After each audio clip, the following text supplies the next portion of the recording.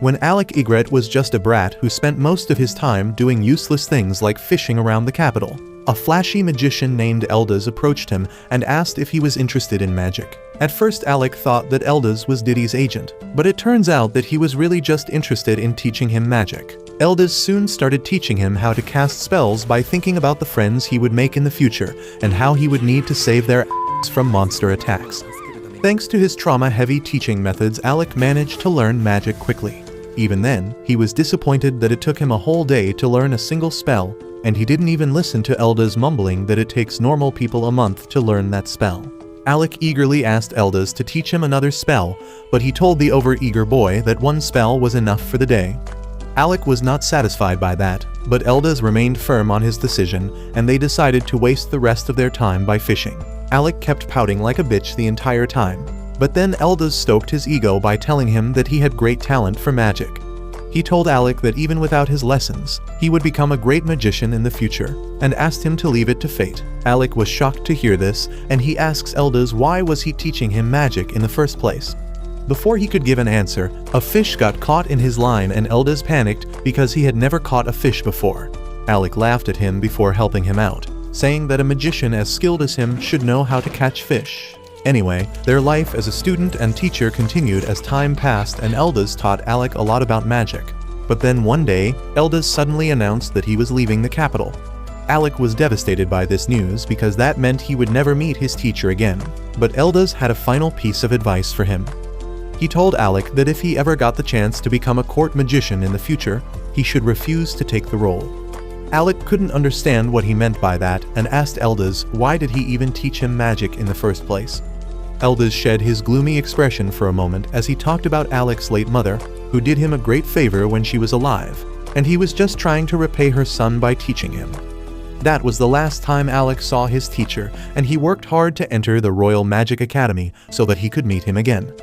There, Alec finds that Eldaz was once a student of the same academy, and he graduated at the top of his class, becoming a court magician soon after that. However, he was kicked out from that post in a few years, and Alec realizes why Eldaz told him not to become a court magician. Instead of following his advice, Alec decides to become a court magician so that he can the unfair imperial court itself. Long story short, he succeeds in achieving his goal and becomes a court magician, but turns out, he should have listened to his teacher's advice. Alec realizes this only when Crown Prince Regulus fires him from his adventurer party in the middle of a dungeon. He asks the prince the reason for that, and the blonde asshole tells him that he is being fired because he is useless. He talks about how he always risks his life on the front line to beat the monsters. The fire magician Lenny uses her spells to repel monsters, and their tank Ix blocks enemy attacks. On the other hand, Alec stays in the rear all the time, and he can only cast pitiful support magic. Regulus says that they don't need a loser like him in their party, and then further insults Alec, saying that he doesn't even deserve to be called a court magician. Alec tries to explain the reason why he only uses support magic, but Regulus doesn't want to hear his answer. Lenny also agrees with him, calling Alec a coward who doesn't have the guts to go deeper into the dungeon, and he is always holding them back. Ix silently nods in agreement as well, and then Lenny says that they have put up with him all this time because the king ordered him to join their party. However, now that the prince has decided to kick him out, she sees no reason for behaving politely with him. Regulus says that Alec must have gotten the top score at the academy by giving a handy to the professors for extra credit. He then asks him why does he have a dagger on him when commoners are forbidden from carrying weapons. Alec explains that they will need the dagger for the next floor of the dungeon, but Regulus gets furious at him. He takes the dagger away and grabs Alec's collar, telling him that no one on his party disobeys him. The prince then snatches away his court wizard robe, telling him that he doesn't deserve it. Alec is left devastated at this, and he has no choice but to leave the dungeon. However, despite being fired and insulted, he still wants to help Regulus and the party. He puts together some notes that can help Regulus tackle the lower dungeon floors, especially since he lacks magic power. The next day, Alec goes to the palace to meet the king about the same, but the guards stop him, telling him that he has been removed from the post of the court magician. He is just a commoner now, and commoners are not allowed to enter the palace without permission. Alec is shocked to hear this, and just then, Lenny comes there to rub salt on his wounds. She tells him to get lost and then walks back inside the palace, but Alec asks her to listen to him just once. He requests her to take the notes he has compiled to the king, because he was the one who assigned him as the court magician and told him to join the prince's party. Lenny takes the notes from him, only to tear them and stomp on them. She then orders the guards to kick the commoner, and Alec is left hopeless and jobless in the middle of the city. He finally realizes that he should have listened to Eldaz and not become a court magician, when suddenly, he hears a familiar voice calling his name. Alec turns around and sees a redhead staring at him, and then she suddenly runs to hug him. He takes a moment to process what is happening, but then finally recognizes the girl as Yorha, an old friend of his from his academy days. They sit down to catch up with each other, and Alec tells Yorha the story of how he was kicked out from the prince's party as well as his position as the court magician. Yorha is furious to hear this, and she curses the kingdom that discriminates between nobles and commoners. Alec somehow manages to calm her down before anyone hears them. And then Yorha says that it is actually a good thing that he got fired. Alec isn't even hurt by her statement after all the bull he has been through in the past 2 days. But then Yorha reminds him that she once promised that she would make him join her party someday. Alec remembers that, and then Yorha reveals that she came to the capital for the same reason. She gets up and stretches her hand towards Alec, asking him to conquer dungeons with her. He is happy to receive the offer, but he has started doubting himself after being fired from his job. However, Yorha doesn't care about any of that. She tells Alec that the only person she wants to join her team is him, and no other magician can take his place. He gets emotional on hearing this and immediately takes up her offer, and Yorha gladly welcomes him to her a rank party lasting period. The next day, Alec leaves the country along with Yorha, and he dreams about Eldaz's advice of not becoming a court magician. A few days later, the news of Alec leaving the country reaches Regulus and his party, and they couldn't care less about him. Regulus talks about how Alec was hailed as a genius among the academy students, and he had high hopes from him. He thinks that they wasted their time because of him, but Lenny says that they don't need to worry about that now, because soon a pure-blooded noble will join their party, and they will become much more powerful. Meanwhile, Alec and Yorha reach Fizzle, the city of dungeons. Yorha tells him about how this city is the base of a lot of adventurers, since it doesn't discriminate between the nobles and commoners. She is eager to get Alec registered as an adventurer quickly, but once they reach the guild, they are in for a shock. The receptionist tells Alec that he can't be registered with Yorha's party because they go beyond floor 30 of the dungeon, and he needs to be a member of the guild for 2 years before he can be allowed to join them. Yorha throws a tantrum on hearing this and asks the receptionist to make an exception for Alec, but she refuses. Yorha asks if her friend Kraja didn't approach her about this matter, and the receptionist affirms that Kraja came here and threatened them to let Alec join.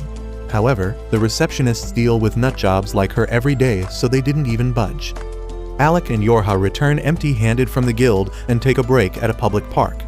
As they eat lunch, Yorha tells Alec that they have reached floor 52 of the dungeon, and they can't wait 2 years for him to join their party. However, she is not one to lose hope and decides that if they can't go to dungeons deeper than floor 30, they will go to the shallower dungeons as warm-up. Alec is on board with that idea, and they immediately go to a low-level dungeon with insect monsters. Yorha uses her reinforcement magic to boost Alec's speed and darts around her, taking down the monsters with ease. However, things get serious when Yorha notices that the number of the bugs is not decreasing and they seem to be getting stronger. Alec agrees with her, pointing out that there must be something wrong in the nest that is forcing the monsters to act like this, but it is still under their control.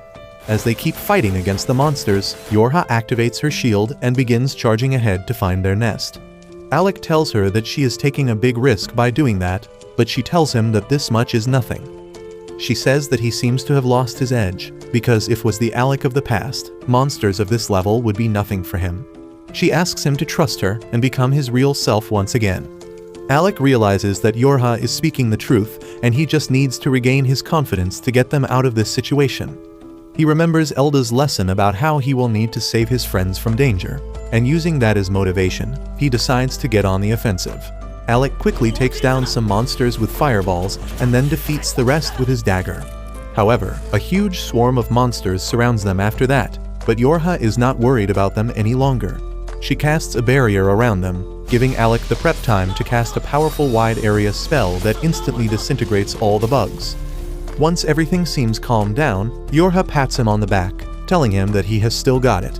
Just then, the ground beneath them starts rattling and a gigantic earthworm comes out of it. It attacks Yorha, almost swallowing her. Alec tells her that he will save her and she just needs to activate her shield. Yorha fully trusts him, and she activates her shield spell as Alec summons a fire serpent and attacks the earthworm with it, turning it to ash. Yorha is completely unharmed by the fire, and as she descends to the ground, she runs towards Alec. She says that he is still the strongest attack mage she knows, and their fight reminded her of their academy days. Back then, they were struggling against a 5-headed dragon that was too tough for their weapons, and its attacks were too relentless. However, Alec obliterated the monster with just one spell after enough prep time. Thanks to that, they were able to clear the 68th floor of the dungeon and created a new academy record. And now, Alec is going to join the same party of friends again. Back when they destroyed the level 68 boss and returned back to the Magical Academy, they were hailed as the best batch of students the Academy has seen in a long while. And even their midget of an instructor named Rosie knew that there was something different with these 4 students, as they seemed to blend in with each other and work together with unmatched synergy. They all returned from the dungeons with bruises and cuts, but with wide smiles on their faces as they just beat the all-time record of reaching and crossing the level 68 dungeon. And not only did they beat the record, they utterly smashed it, since the last strongest party was only able to reach till the 32nd floor. Finally, the day of graduation came when Rosie the midget released their scores, with Rain being 4th in class, followed by Kraja, who was 3rd, then Yorha, who was the runner-up, and finally Alec, who was the best scoring student by far in recent history, and the class valedictorian. They were all happy and full of hope back then, as they made fun of their instructor and got beaten up for it as well. While they were leaving the academy together, the remaining students were all jealously watching what they thought was the conception of one of the best parties that they would ever see. A party which is definitely going to gain a legendary status. Not knowing that Alec would soon decide that he doesn't want to pursue his career as an adventurer, and instead wants to become a court magician. His party members are stunned by this news, but they do realize that the job of a court magician is comparatively easier with much better and stable pay. Even though they were disheartened by this, they never blamed Alec for that and wished him good luck in the future, while Yorha promised that someday they would again be in a team together. In the present, that promise seems to be fulfilled as Yorha and Alec celebrate in a bar, where after only taking a single glass of booze, Yorha is completely blackout drunk. She starts getting angry about the fact that they are not allowed to go in the deeper dungeons yet, but soon ends up sleeping right there on the bench. Alec smiles at her, remembering how she was basically the same even during their academy years. Like a true simp, he puts his jacket on her so that she can sleep a little warmer, but one of the people inside the bar doesn't seem to like simps since he is on a Sigma grind. He walks up to Alec, making fun of him for being a beta male, but Alec completely ignores him, since the man is a fan of Andrew Tater Tot. He obviously has anger issues, so he raises his bottle to smash it on Alec's head, but Alec uses a mana shield effortlessly to block the attack, before turning to face him. The man smiles at him, happy at the fact that he finally got some attention. He already knew that Alec was a court magician and claims that he wouldn't expect someone as elite as him would be roaming around trying to become an adventurer. This sudden change in his mood surprises, but what surprises him more is the fact that the big burly man takes out a card from his pocket, which turns out to be an adventurer's pass, and puts it down on the table in front of him. Alec is confused and asks what the hell is he doing, but the man simply replies that it's a token of apology for testing him with the bottle. But he also puts another condition that Alec must show him his magic if he wants to take the pass. Alec is still confused, when suddenly Yorha, the idiot, wakes up groggy and calls the man the guildmaster, asking what is he doing here. Alec is at a loss of word, wondering why would the guildmaster just give him a pass. But the man seems to be chill like that and hands it over before taking them to the training ground. He claims that this is the underground training area where he tests the parties who want to level up, and this is where Alec will show him his strength. Yorha claims that this might not be the best time since Alec has been drinking for a while, but Alec claims that he still has enough mana left to fight. The guildmaster formally introduces himself to Alec as Levy, and that immediately rings a bell in Alec's head, as he realizes that the guildmaster is a very powerful mage who used to lead an S-ranked party a while back. The guildmaster laughs, claiming that those are blurry memories now, and clarifies the requirements, which is very simple. Alec has to impress Levy with his magical skills, and that's all. With that, they both get ready for the sparring session, and Alec takes the first step as he uses his offensive Thunderbolt magic. which is expertly dodged by Levi, who in turns uses water magic and throws water balloons, I guess. Alec dodges them and realizes that the Guildmaster has the upper hand in terms of range, so he will have to try some other strategy. He decides to turn the fight into a close quarters combat, but to his surprise, instead of backing off, Levi slams the ground with his fists and uses reinforcement magic on himself, boosting his speed a lot. He then dashes towards Alec, sidestepping him at the very last moment and starts revolving around him at an incredible speed, before trying to land a solid punch, which Alec barely blocks with his mana shield. The shield, however, ends up shattering due to the sheer force of the blow, and he gets blasted into the walls. Levi is impressed by his durability though, claiming that not many people could survive that punch, but Alec walks out of the cloud of dust, claiming that Levi is indeed a true S-ranked adventurer. Seeing his nonchalant nature confuses Levi a little, who expected him to be scared and worried. But Alec claims that he is continuously forgetting that he is no longer the court magician, who are bound by a bunch of rules and are only able to use defensive magic. Since he is now not bound by anything, he can truly let go and use his full arsenal of magic attacks. Levi laughs at this and tells him to come at him full force, and Alec takes out his stiff wood once again, but this time he turns it into a magical blade. Levi gets ready for his attacks and again throws water balloons at him, but this time Alec manages to dodge the first one. Before slashing the next, he pretends to go on the offensive, which forces Levi to do the same, but this was all a plan, as when Levi uses his self-boosting magic and dashes towards Alec, he lays down a trap and explodes him with a thunderbolt before slashing through him to the other side. Levi stands still for a couple of moments, claiming that Alec truly is something else, as he already overpowered his magic. But to Alec's surprise, Levi isn't done yet and activates his trump card. He brings out magical gauntlets covered with dragon scales, which gives him an immense boost in strength, and with all that power, he rushes straight at Alec, who barely dodges the hit. The punches create a crater on the ground, but Alec is not ready to back off, as he then uses his lightning spell on him, but Levi simply shakes it off, completely ignoring the hit. Levi pushes through the attack and tries to punch Alec, who blocks the hit with his shield,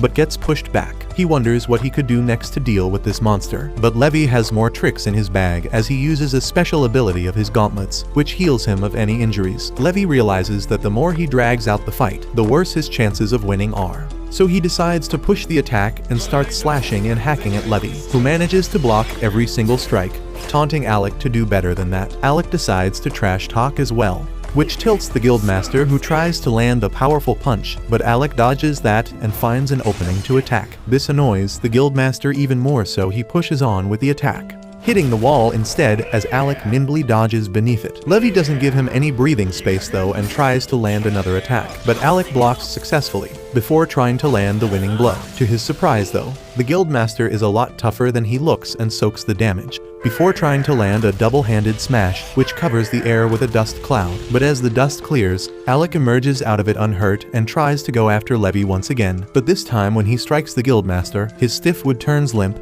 and he falls to the ground unconscious after completely running out of mana. Yorha immediately rushes towards him, using her regeneration magic to heal. Suddenly Rain appears inside the training ground, making fun of Levi for being an S-ranked adventurer and using his strongest skill on a lower rank person. Levi tells him to shut his trap, as he was merely testing Alec's limits and he would have passed him anyways. With that, Rain picks Alec up and takes him into a room where he can get some rest, while Rain sits on his legs for some odd reason. They talk about how it's been so long since they have been together like this, when the receptionist bursts into the room, claiming that she urgently needs the Guildmaster. Levi grabs her face and drags her out of the room with him, while Rain grabs a bunch of booze and asks Yorha to tell him everything that happened with Alec. By the time she was finished, Rain was shaking with anger as he realizes that the people in his party made him carry all their stuff, had them do their inventory, never let him use any magic apart from defensive one, and didn't even let him carry a dagger with him. He suddenly turns towards Yorha and asks how exactly did Alec even use defensive magic, since that was his job at the academy, and Alec was never any good at it. Yorha replies that he learnt it from scratch and worked at it till he became good enough, and now his defensive magic is almost as good as hers. He realizes that even after babysitting the crown prince for all that time,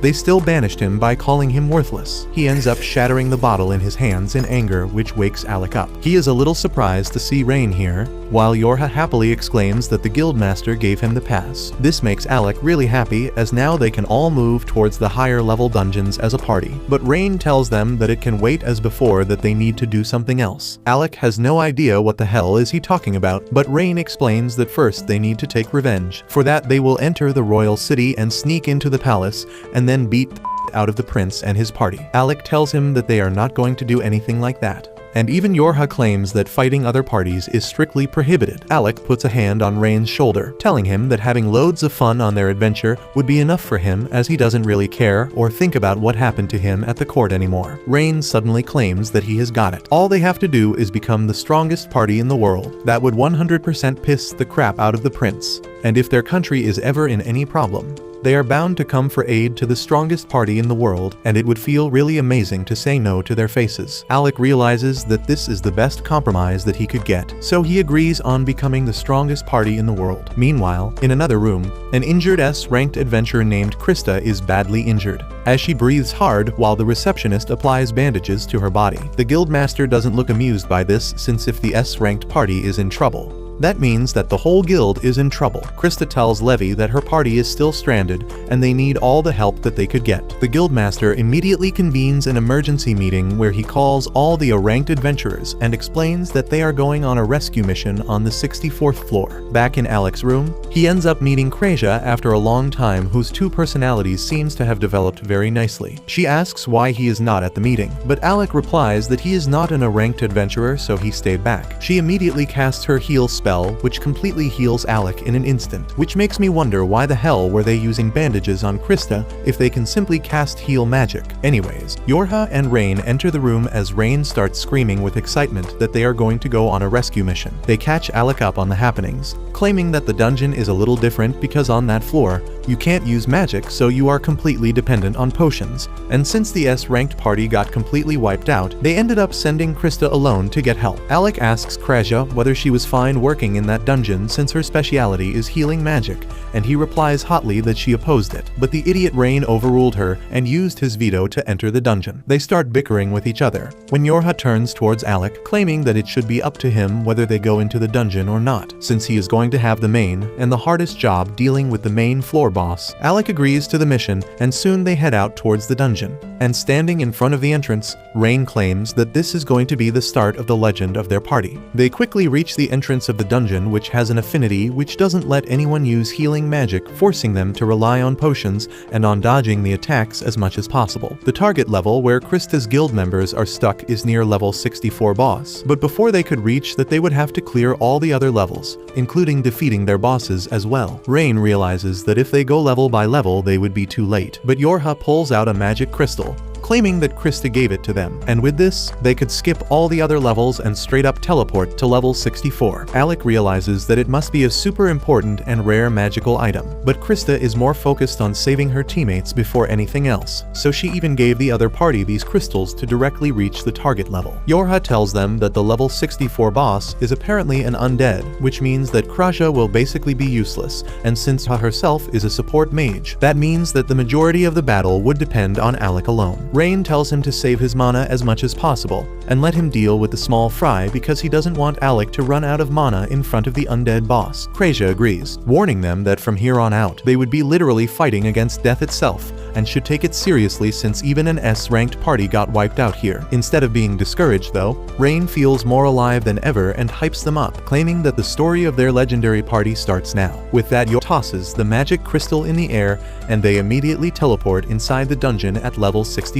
They find themselves in a dingy cave, and immediately a bunch of undead skeletons rise up from the dead carrying shields and swords. Rain is not scared in the least though, and takes out his spear before lunging in for an attack. He starts attacking the skeletons in front of him, easily defeating them several at a time, while claiming that till now level 64 seems very easy. The others are still quietly watching though as a bunch of skeletons emerge out of nowhere and start walking towards them. Rain fearlessly jumps towards them, slashing and hacking anyone who comes near him, but Yorha starts worrying since Rain went out of range from her support magic. She runs behind him, calling him back, while Alec and Ja follow. Kreja claims that Rain should be fine since he has a very powerful ancient artifact, the piercing black spear which is very difficult to damage and stays razor sharp at all time. A perfect weapon for a brainless idiot. Alec calls Rain out, asking whether he needs any help, but he tells them that this is child's play for him and keeps destroying any and all enemies that come near him. Alec smiles and starts walking alongside when suddenly he feels a weird presence behind him and instinctually shoots out a lightning bolt towards it. When the dust clears, he doesn't spot anyone there, and even is confused as to what he is doing. He tells her that he thought someone was behind her, but it might have been a false alarm, when suddenly he decides to check something out and draws out his sword before blinding charging forward and slashing the air. Immediately his strike is blocked by an invisible entity, who then reveals itself to be the Grim Reaper. Rain smiles at him, claiming that Alec doesn't seem to be as washed up as he thought, telling Alec that he already knew that an invisible enemy was nearby, but he is no good at dealing with them. The Grim Reaper pushes Alec back and tries to attack, but he deflects the hit before jumping back towards Rain. Alec realized that Rain was confident in his abilities and trusted him as a friend and comrade to defend him behind his back. He realizes that he hasn't felt this kind of connection in years, which fuels him full of energy as he jumps up in the air with his magic sword and slashes through the Grim Reaper, killing it immediately. He turns back towards Yorha, asking whether she knew about it too, and she immediately apologizes for not telling him, while Krasha tells him to take it up with Rain since he is the one who suggested it in the first place. Alec smiles at Rain and promises to return the favor one day, while Rain replies that they would have to get out of this dungeon alive first. The four friends now huddle together, ready to take down all the enemies, and soon both Alec and Rain jump towards the undead skeletons, slashing and hacking them left and right, while Yorha reinforces them with magic. Rain is feeling himself as he uses fancy moves and kills all the skeletons that come in front of him, while Krasha uses her pinpoint accuracy with the bow to deal with the skeletons that try to sneak up on Rain. Now herself is forced to defend herself with her magic staff as they decide that the waves of skeletons is basically never ending, so Alec calls them back towards him, claiming that he will wipe them all out in one go. His teammates immediately huddle up behind him, while he casts a strong thunderbolt skill, which blasts the entire area with lightning, turning all the skeletons into charred crisps. Once they were safe, Rain turns around and asks Alec why he is only using his thunderbolt skill since he used to use several other offensive magic types when he was at the academy. Alec quickly comes out with an excuse and tells him that thunderbolt is the quickest spell to cast. That's why he is doing that. But Rain knows that he is hiding something, but decides not to push it further since they are on a time crunch. They suddenly hear a monstrous roar coming from the front, and they assume that it must be the boss room. Rain immediately gets ready, and after Yorha's reinforcement magic, he runs faster than Usain bolts towards the sound. Alec is impressed both by Rain and by Yorha's magic, while he and the other two girls follow Rain towards the end of the tunnel. Once outside in the opening, they find Rain sitting atop a ledge watching a giant monster chasing a bowl-cut adventurer all around the place. Alec immediately wants to save the guy, but Rain doesn't seem too interested, claiming that the mage running around is named Loki, who is the biggest jerk of a party called Rechroma. Krasha nods, claiming that Loki is a really crafty support magician. Alec, however, can't believe all this while Loki runs pathetically, screaming at Rain to help him, promising to haunt him every single day if he dies here. Rain, however, doesn't seem to care about his curses and watches with disinterest. But when Loki trips to the floor and it seems that the monster will get him, Alec immediately gets ready to jump into action. Krasha, however, tells him to wait and watch. Since this is Loki's signature style, Alec watches as the monster walks towards Loki when suddenly a trap spell gets activated beneath it, blasting it with lava. Alec is shocked to see it, while Krasha tells him that Loki is a really crafty magician. The monster stumbles and ends up activating another trap spell, getting hit by several more fire blasts. Loki turns around and starts laughing at the monster, claiming that only an idiot would trip in a situation like this. But his smile soon turns upside down when the enraged monster decides to end it all with a powerful magical blast. Loki realizes that he is going to die right here, and would have been killed, but Rain ends up saving him at the very last second. Loki can't believe that he is still alive, while Alec and the girls descend down to face the enemy. The monster tries to attack Alec, but Yorha saves him with her magic shield. Alec tries to use his thunder spell, but to his surprise, the monster immediately turns around and starts charging towards Rain and Loki. Alec shouts and warns them of the oncoming danger and uses another thunderbolt spell which hits the monster directly, but as the dust clears, he realizes that his spell wasn't strong enough to stop it. Rain realizes that the monster is going to catch up to him, so he uses a last resort tactic and turns towards the monster, running in between its legs to juke it. He then throws Loki towards Krasia, who falls to the ground alongside the crafty support mage, while Yorha tells Krasia to take Loki to the ledge while they deal with the monster. Rain immediately gets in position and takes out his spear, ready for the attack. They wait till Krasia gets Loki to safety and then get ready for the final showdown. Yorha uses her magic to boost all the stats for Rain, who rushes towards the monster, dodging its attack and jumping up in the air before delivering a spear thrust to its face. The monster turns out to be much tougher than he imagined, though, as it shakes Rain roughly and manages to throw him off to the ground. Yorha rushes towards an injured Rain, but the monster immediately tries to crush him. Thankfully, Yorha manages to cast her shield magic, blocking the attack, giving Rain time to recover. Alec, on the other hand, seems to be pretending as if he is in an orchestra and creates 5 magic circles around the monster. Loki comments that creating 3 magic circles is difficult enough, and for him to be able to create 5 at once, he must be a genius. Krasia replies that he can do much more than that, and to Loki's surprise, Alec manages to create 20 magical circles all at once. The monster tries to rush at them, but Rain jumps up its body and stabs it in the tail, giving Alec the time he needed to finish his spell. He jumps off the monster as Alec finally finishes his preparations and blasts the beast with a combination of thunderbolt magic, which shocks it in place. But when Alec tries to finish it off, surprisingly, the monster manages to sidestep and avoid the next attack. The monster immediately starts charging its own magic blast, but Krasia uses a spell to blind it momentarily, while Yorha casts a magic spell which creates huge links, trapping the monster in place. Rain uses this to his advantage, using his spear as a javelin,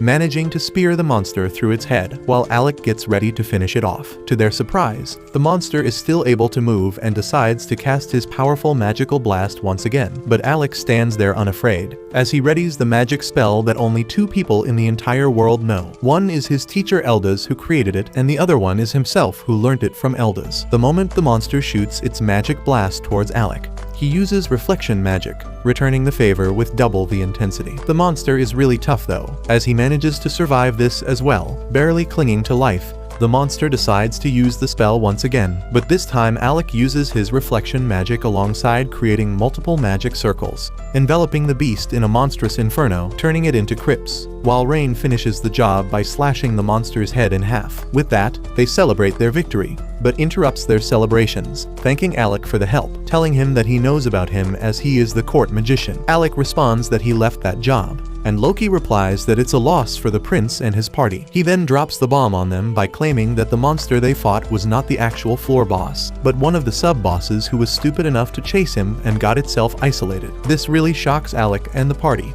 who wonder how strong the actual boss will be if the sub-boss gave them so much trouble. Loki reveals that the sub-boss is actually a necromancer, dressed as a knight in black armor. He claims that physical attacks don't seem to be all that effective and are only good enough to buy some time. He then turns towards Alec and presents a magic wand with a cross at its head. Alec seems to recognize it, while Loki reveals that it's an ancient artifact, and the wand immediately turns into a sword in Alec's hands. Rain is not convinced, however, asking why would Loki give away such valuable item, but Loki simply laughs, claiming that he intends to use Alec as bait in the vanguard. They are all shocked and confused by it, but Loki explains that Alec looks like a weak mage, and if they put him in the vanguard, he would look like an easy target, drawing the boss towards himself. They can then set up an ambush, defeating the boss and bathe in the glory of defeating an S-ranked monster.